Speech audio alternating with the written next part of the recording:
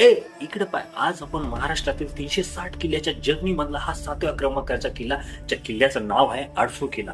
या किल्ल्याची पूर्ण माहिती आपण या व्हिडिओच्या माध्यमातून घेणार आहोत. अतिशय महत्वाचा किल्ला आहे. व्हिडिओ बघायला बिलकुल विसरू नका आणि स्किप तर अजिबात या व्हिडिओला करू नका. हा ट्रेकिंग करणाऱ्या लोकांसाठी अतिशय प्रिय असा किल्ला आहे, कारण या किल्ल्याची ट्रेकिंग अतिशय अवघड आहे.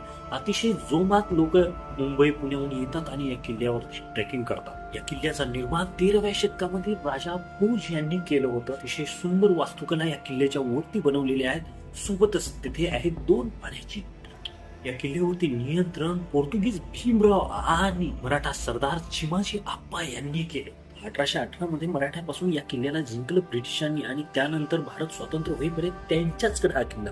हा व्हिडिओ तुम्हाला आवडला असेल, व्हिडिओला लाईक आणि माझ्या चॅनल सबस्क्राईब करायला विसरू नका, कारण अशा प्रकारचे अतिशय महत्त्वाचे व्हिडिओ मी नेहमीच माझ्या चॅनलवरती टाकत असतो.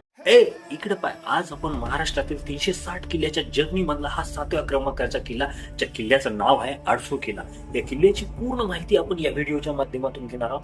अतिशय महत्वाचा किल्ला आहे. व्हिडिओ बघायला बिलकुल विसरू नका आणि स्किप तर अजिबात या व्हिडिओला करू नका. हा ट्रेकिंग करणाऱ्या लोकांसाठी अतिशय प्रिय असा किल्ला आहे, कारण या किल्ल्याची ट्रेकिंग अतिशय अवघड आहे.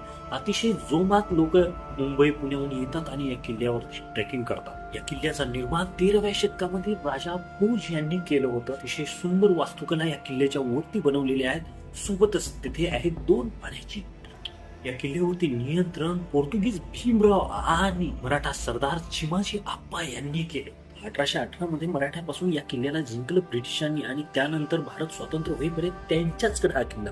हा व्हिडिओ तुम्हाला आवडला असेल, व्हिडिओला लाईक आणि माझ्या चॅनल सबस्क्राईब करायला विसरू नका, कारण अशा प्रकारचे अतिशय महत्त्वाचे व्हिडिओ मी नेहमीच माझ्या चॅनलवरती टाकत असतो.